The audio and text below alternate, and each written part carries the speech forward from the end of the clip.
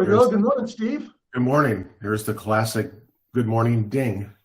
The good morning ding. When the video starts recording, I get this bing. Did you hear that, by the way, or no? Or is it just me? Oh no, I can hear it. Okay. That didn't used to happen. We called that the Steve Bing because you would talk right through That's the right. recording. Not anymore. I've learned my lesson. I'm trainable. See, I'm coachable. That's right. We're all coachable.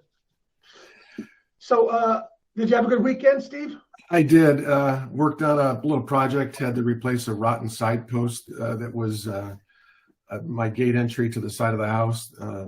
It was much more challenging than it needed to be because it was set in the concrete patio, the walkway. So trying to dig out the 3 feet of post that's below that was that only took me about 2 weeks, but I got it done. Well, we both did labor. My beautiful wife's father is moved nearby, which I love, and we're doing a custom kitchen for him, or replacing lots of parts of the kitchen. And I had to make a custom cabinet to fit where it used to be a trash compactor. Oh. And thankfully, the people before had run all kinds of plumbing and different things in there, so it was the most hacked up piece of. Went from a nice custom cabinet to all kinds of, but I got it in there. Right. You know, it's one of those, this should take an hour, 4 hours later. Well, that was interesting. I run into those projects all the time. Mm-hmm. And I am not qualified to run into them. So. Well, that was day 2. On the second day, we cut the counter. I'm putting in a new custom sink and then a new counter, not a top, but I do that epoxy on top. And that meant plumbing, garbage disposals, rerouting plumbing. I don't like plumbing. I don't like any part of plumbing. Yeah. Imagine someone my size laying upside down under a sink trying to make these little things screw together and it's dripping on me. And yeah, oh my God, I'd rather be anywhere else. No thanks. Okay, so we have we need a command decision here, Steve. 23 people on the call. Yeah, I think let's just roll. I mean, we're a few down, but okay, I think let's roll. Ready to go. So for those who missed it, I'd like to be a little bit interactive today, at least in the comments. What we're going to show you something right now that came out of a study that will add at least $350,000 to your bank account this year. What would you do with it? Write in the comments, what would you do with $350,000? While they're writing, Melody said she'd buy an investment property. Steve, what would you do? I would probably do the same thing. I'd get that lot that I've been eyeing up in Montana. Oh, I don't know if you can see, my Lisa's on the call right now. She's in Montana taking care of her mom who just had surgery. Yeah, good for her. Well, I hope how's she doing? She's doing good, but I'm thinking Lisa's up there. It's like 10 below zero. Have her go out and look for lots for you. There you go. John would go to Vaughn's and buy all the it's all the cheese stuff coming through here. We should remodel, build an ADU, yeah. Buy a condo for an Airbnb in Hawaii. Love it. Remodel and invest. Oh, we have a really smart group. Nobody's wasting money at all. Investments in cheese. You can't go wrong with those. No. And I think every dollar you put into your home is a dollar well spent. Absolutely. All right, so here's what we're going to do. I'm going to give you the stats. Steve and I talked about this last week. We're going to give you stats on a study that was done by Compass. And then we're going to come up with a way to solve the problem that these stats bring forward. And really, again, want you guys' help. Should I do the stats, Steve? Yeah, let's confuse them with the numbers. Let's get confused with numbers. This is Compass, which you may have noticed likes to track everything. Like anybody running a business should, but I mean, they track everything. If you guys saw the number of spreadsheets that we have to deal with every day, it's crazy. They picked Chicago and they took 90 agents that they randomly selected and they followed their likely to sells. All of you know what a likely to sell is. You see that come up in your database. They tracked those for 1 year. Compass did, unbeknownst to the agents. If they followed up, that was one thing. If they didn't follow up, they went ahead and tracked the property anyway to see what happened. You guys want to hear the results? 90 agents. At the end of 1 year, they had missed out on 2,388 listings. 2,388 listings were likely to sells that they didn't follow up on. That was $1.3 billion in volume. By the way, their price point is lower than ours, so your numbers would be higher. It was 32,500,000 in GCI. Basically, each agent missed out on about 26 listings and $361,000 in GCI. $361,000 in GCI. Now, here's the kicker, the most important stat that came out of this study. The average likely to sell from the time it popped up in our database, in our CRM, to the time that it went on the market and became active, 150 days. We had 5 months to nurture these, to convert 350,000 in GCI a piece. And this is in a market where the average GCI is only 13,000. For most of us, that's lower than what we're seeing. That's an amazing study. I was blown away when I saw that. Yeah, and I last week I participated, or I just shadowed one of the 10 by 10 courses. And again, I think Wayne Miller, I see him on the screen, so he can tell me if I'm way off here or not.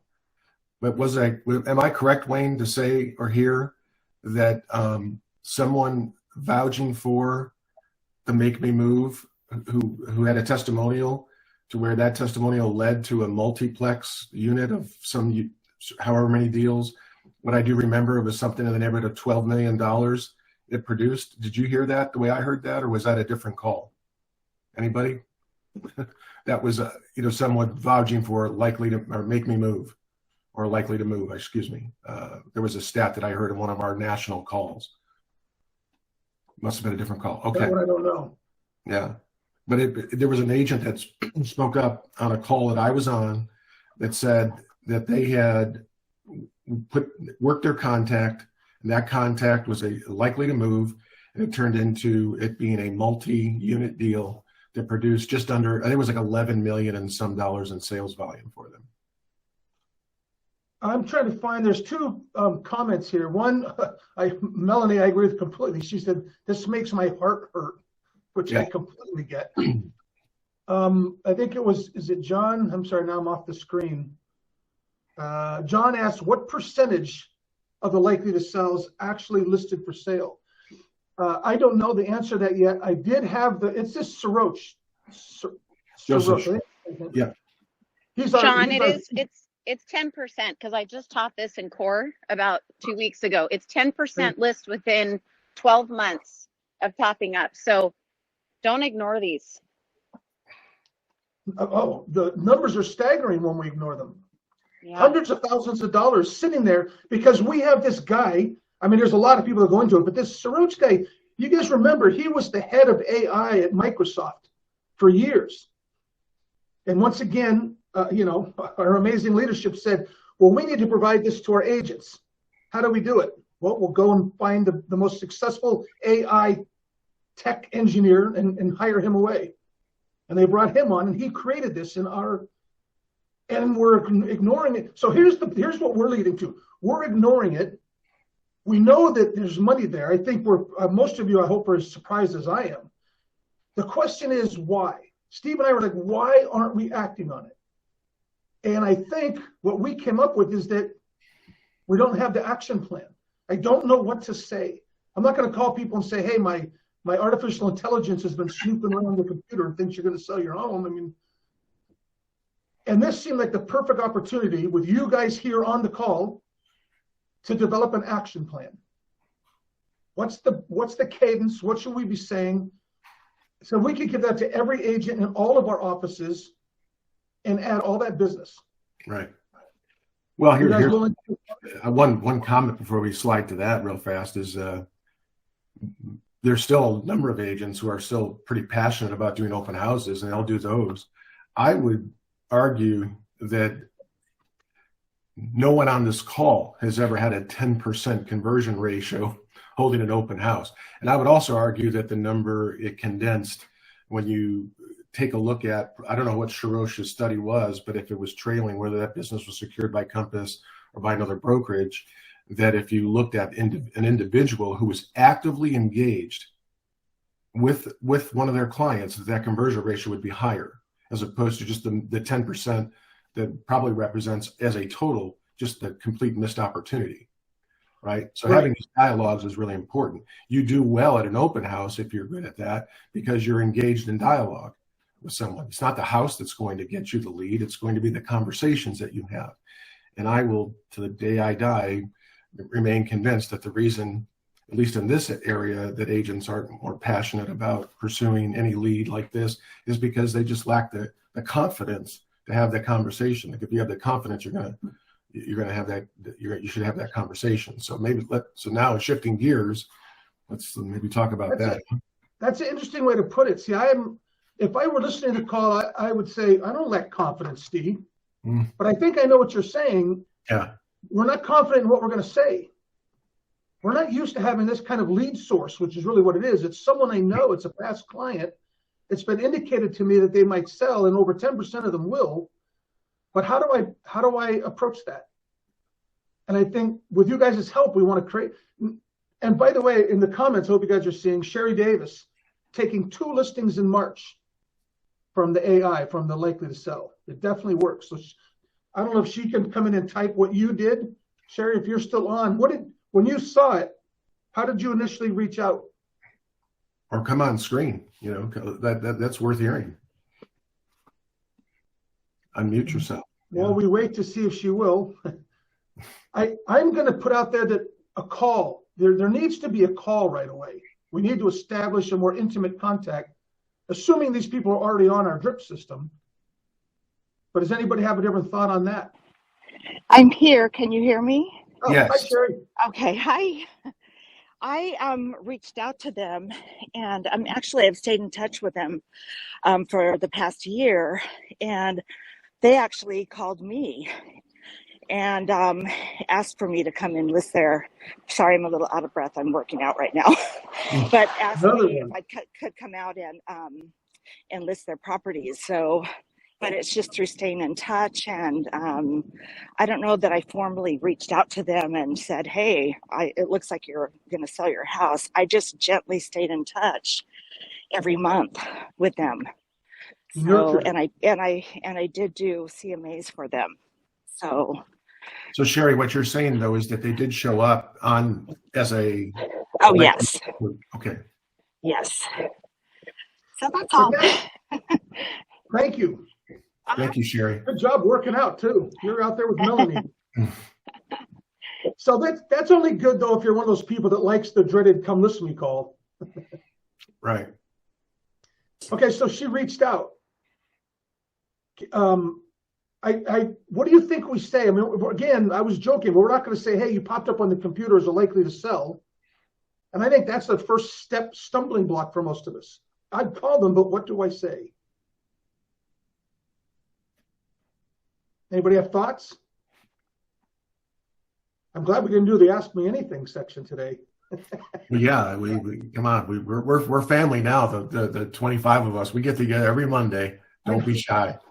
We have the most loyal, quiet. You're in a safe place. So nobody. All right. Well, I think it's up to us, Sean. What's that? It's up to us to lead them. All right. Well, I'm going to throw one out. One that it's to me the same answer when an agent says, "Well, I haven't talked to this person in a year and a half. Now I'm going to call them. It's going to sound bad. I'll be salesy," and all the same fears that we tell ourselves. I think you reach out and say, "Hey, Steve, it's Sean. Did I catch you at a bad time?" That's always the opening. Did I catch you at a bad time right now? Nope.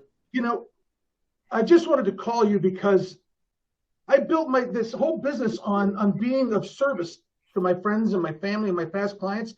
And it's gotten my business so busy that I lost track of that. And I haven't been reaching out to people. So I'm calling you to say, hi, I apologize that I've gotten so busy. I haven't done the one thing that matters. What's going on in your life?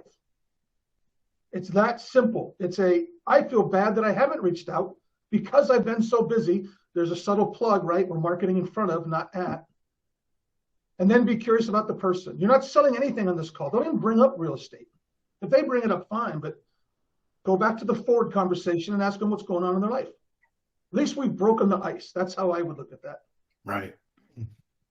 I like that. And I also think that it's important. I think there's a human condition. I know I found myself guilty of it, that in times when, before I became really efficient at lead gen myself, and I was just kind of bouncing my way through in the early years of my career, if I hadn't talked to you, Sean, in some time, inside, I know I probably should have, like you're a past client, but stuff got going and I got busy and really haven't followed up as well. There's almost this like, there's apprehension that I'm going to, I feel bad for that. And because I feel bad, I double down on the move and I don't call you. Like I just avoid that because I don't, the embarrassment of, where have you been, Steve? Like, this is bad. Let me do more of it. So you just double down on it and then you let it go. And the worst feeling you'll ever get in your life, if you haven't had this experience, is that same person, that Sean in your life, rings you up 2+ years later and says, "Hey, Steve, I just want to let you know, I spoke to Cheryl Villanueva. She's a friend of mine, and I referred her to you. So be on the lookout for a phone call from her." Right. Or when you finally run into them at the store and you say, "What are you doing at this store? You live over in that area." "Oh, no, I sold my home. I moved." Oh, God. "Oh, were you still in real estate? I forgot." Yeah. Hey, Andrea raised her hand. Yes, Andrea. You still there? You might be muted. Yeah. All right, could have been by accident. Yeah. And if you unmute and jump in. So the consensus seems to be make an initial call. As soon as you see that, make a general call. Here's a big surprise, by the way. Almost nobody feels the way you think they're going to feel when you call them after a year. There's no one out there thinking about you and going, I've been tracking. It's been exactly 375 days. What the hell? They don't think that way. We're the only ones who think that way. Yeah, I think we think less of ourselves in that relationship. And when we get to the reality, right, learn from reality, the reality is you've been a major player in one of the most stressful and emotional transactions a human being can experience. And all of you on this call are professionals. So they hold you in high regard, whether you believe it or not. And so the fact that you would reach out and call is actually going to be heartwarming for them, not something like, what does he want or what does she want? It's something, they hold these feelings for you. And how do I know that? Because for the 31 years I've been a part of the plus of this business, I get the testimonial letters that get sent to me telling me what a great agent I have and how important they were in that transaction and how much they value them. So here we are with this fear. Time has passed and maybe we haven't had the best follow-up or after-sale follow-up campaign. And now we've got this insight telling us we should nudge them because something they're doing is suggesting to artificial intelligence they're about to do something as it relates to real estate. And we just either ignore that for whatever the reason.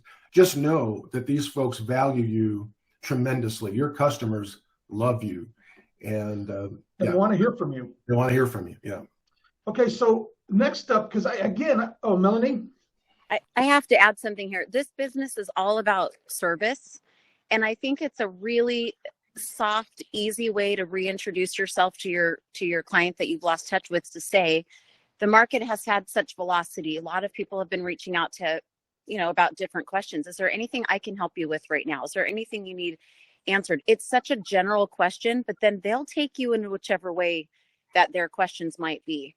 And again, you're just reaching out from service, and then there's nothing awkward about that. You're there to help. Right. We're not selling anything. Yep. I love that. Everyone's aware of what's going on, and they're going to have questions. Yeah. So, we keep talking about fear, and this is a general question for everyone that I ask myself all the time. Aren't you sick and tired of acting from fear? We all have them. Every one of us has fears, and we let them dictate things. And we shouldn't. They're not even real. None of them are actually real. Fear, a real thing is a condition. You can see it. Fear is just this murky thing that goes on in our head that goes with our self-doubt. But anyway, creating this plan, it seems to me this is the next perfect opportunity would be that CMA a day thing that we've been talking about. We're talking about sending out one CMA a day to all our past clients.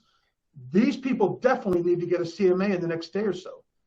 An email with a video of you saying, hey, it was great catching up with you. By the way, I know you've been watching what's going on. I thought it would be great to send you the attached CMA. It's amazing news. You're going to love reading this. And you know what? I'm going to follow up again tomorrow and find out if you've made any improvements. And I can fine tune this so you really know what your home is worth.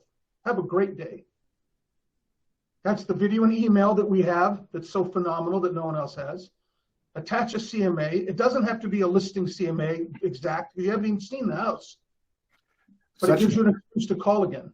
Such an effective campaign right now.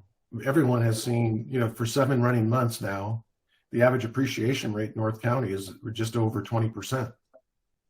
So if you took your database and it's a little bit of work here, but if it's work that's going to produce a bona fide lead, not some hopeful thing that takes place 5 years down the road or 2 years. But if you went through your database and you just did something like this, you would go to Zillow and say, I've taken the liberty to visit Zillow, and they have a Zestimate range for you that says your home's probably worth between here and there. I've taken it upon myself, given what's going on in the marketplace, so you understand what your asset, your equity position is in your home. And I've done a quick analysis, and the number is either true or it's false or it's better than, and just give them that little bit of information. They will love you from here to the moon. Everybody who owns a home at any moment in time wants to know what that asset is worth. And there are fewer things that you could provide to them than helping them understand exactly what that asset is worth today in the midst of everything that's going on. So just think about that. Just a thing. Hey, you take a snapshot. Hey, I took a screenshot of Zillow. I did a quick analysis, which wouldn't take anyone on this call more than 3 minutes to do a quick, brief CMA on that property. Just right. It wouldn't take you a second to look at that information, and you as a neighborhood expert to analyze that and tell them, I think this number is valid, or I think this is the true number. And I think that would be brilliant, but it takes some work. I love it. I'm sorry, I laugh every time when someone says the word Zillow. Ever since I heard that little meme about the A in Zillow stands for accurate, I hear that in my head every time someone says the word Zillow. Right. But they go to that still, and you could help make sense of it. It's where they're looking. So let me ask you a question.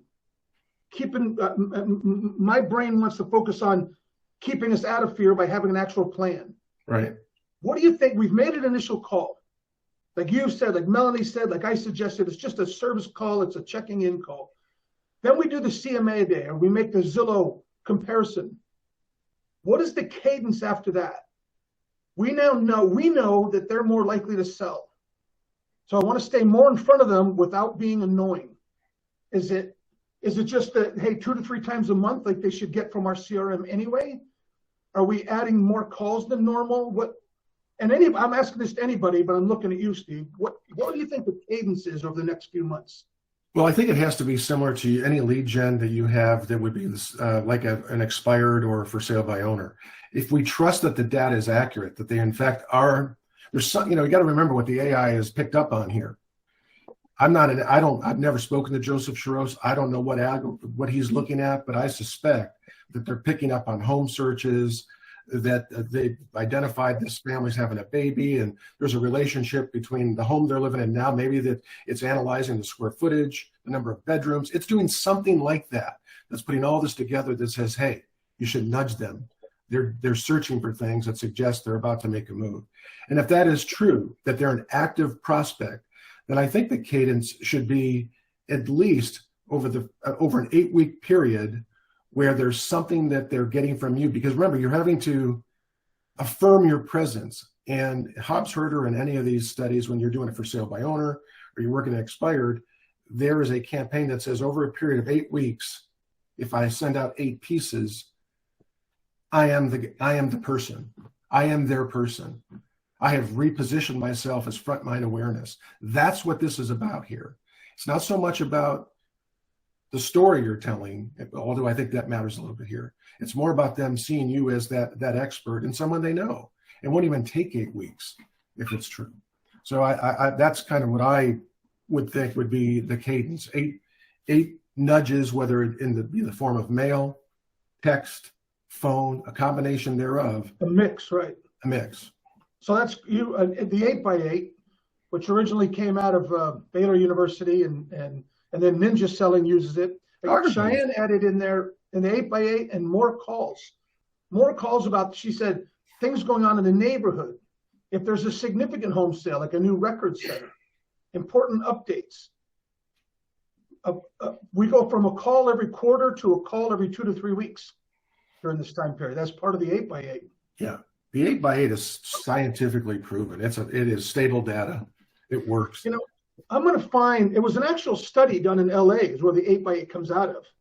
I forget the firm that did it, but I'm going to find that and we'll share it next time because I can tell you this real briefly, super fast. Hobbs Herder did a study. I don't know that they're even around anymore, but they created a fictitious realtor. Before they started this 8x8 campaign, they canvassed an area in Loveland, Colorado. By the way, here's why this is important, what Cheyenne Hayden is saying. She's saying that Ninja Selling is founded by a guy by the name of Larry Kendall. Larry Kendall owns one of the most successful brokerages this country's ever known, privately held up in Fort Collins, Colorado, called The Group. It was he who they targeted. So they created a fictitious realtor, right? They put my face on him and they gave him the name Sean Purcell. This person doesn't exist. And over a period of 8 weeks prior to the mailing, they canvassed this very area and said, if you were to buy and sell a home, who would you use? Roughly 18% of the respondents said The Group, Larry Kendall. The Group, Larry Kendall, 18%. That's enormous, by the way. That's huge, right? Now get this. Over an 8x8 campaign on the 12th week, so they let few weeks cool down, they went back in and canvassed that same market. And over 30% of the respondents said they would list with the fictitious realtor. True story. That's a fact. That again. Over 30%. Over 30%. We nudged it by nearly almost 20%, right? Or a little, 14, 15, whatever it was. I'm not good at math. I went to Catholic schools. But no, anyhow, but seriously, this is true. This is a fact. This is why the 8x8. This is why 8x8. What do you think adopted it? Larry Kendall. So anyway. What does the 8x8 look like? You can look these up. There's a couple of forms out there, but it's generally the fourth and eighth are phone calls. Right. And the other three are contacts by email, by postcard, by letter. Right. That's correct. And we want to mix it up no matter what. No matter what we're doing, we do that. If you hit someone from the same channel continuously, then they start feeling marketed at, and nobody likes that. But if they get a text, and then they get a postcard, and then they get a call, and then they get a letter, and then they get an email, it doesn't feel that way. It just feels like, man, this guy Steve, man, he's everywhere. I wonder how many listings he has. It seems like he's all over the place. And you couple that, right, with the fact that AI is telling you they're poking around doing things that suggest they're about to do something. There you go. How many of you have gone on a listing? How many times have you gone on a listing presentation where you've been called to the listing? You walk in and on the refrigerator are 4 magnets or whatever of other brokers. You're there. They're taking notes on the other agent's notepad. That's my favorite thing. They're interviewing. Why is that? You know how many times that's happened to me when I was newer in real estate and I just was a phone jockey every day doing phone aerobics, calling those expireds, calling those for sale by owners, getting my teeth kicked in for 2 straight years before I built up my database. I'll tell you my story if you want to hear. If you like boring stories, I'll tell you mine. But it was we're going to save that because because it's 7:30. Yeah, but my point is that people will hire the person that puts them in position that shows up at the right time.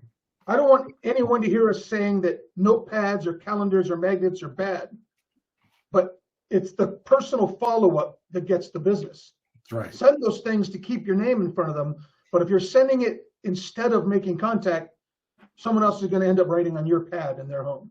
Well, I think it's about timing. I think it's timing. Well, that's what this gives us. So to wrap it up, we're talking about an amazing study that came out of Compass in Chicago. We're talking about $350,000 in GCI per agent, 90 agents, all from just nurturing when a likely to sell pops up. And we've got a 3-month plan we've already created right now. Initial call, the CMA a day, another call, 8x8. We need to add 2 more months. I think at that point, the cadence might drop to only twice a month, at most 3, because now you've risen above the noise and you've fully gotten into a nurture mode. Put this together in our action plan. You guys all have an action plan. It's very simple to go put this in. And then we won't hesitate. When you see that likely cell pop up, you'll say, no problem, I just kicked the action plan into place. Let me make a quick call. It's a lot of business, guys, a lot of business that we're paying for. This is what Compass gives us. We pay a resource fee, and they give us technology that would flood a freaking battleship. This is one that you can translate into business right now.